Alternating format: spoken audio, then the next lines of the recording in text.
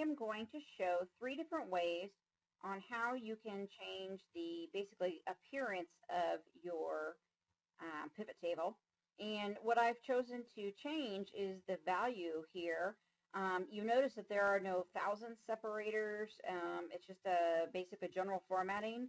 The text explains that this is no matter what formatting you have in your actual raw data, that once you bring it into a pivot table, it defaults everything back to general.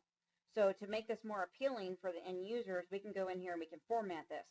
And there are 3 ways that we can change the number formatting on this. One way is to click anywhere in the pivot table, and the pivot table fields section will come up over here, and we can go down here in our sum of value and click on it, and we can go to value field settings, and we can change our number format here to number, and we can say that we want the thousand separator and then reduce our decimals down to 0. And now you'll notice that our big durable number now has the commas that we want in here.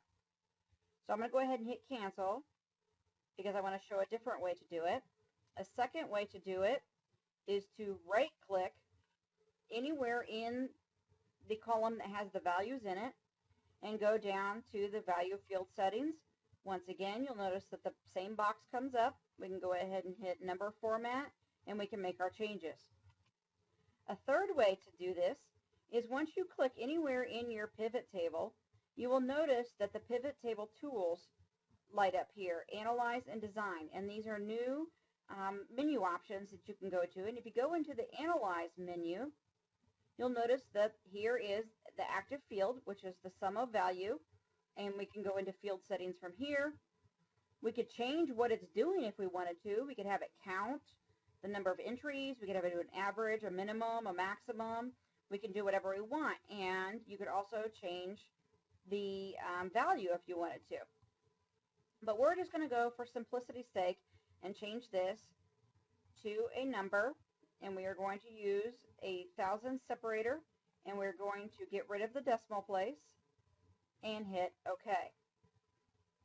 Once we do that, you will see that our formatting has changed in all of this column, and the formatting will stay in the pivot table even if we change information.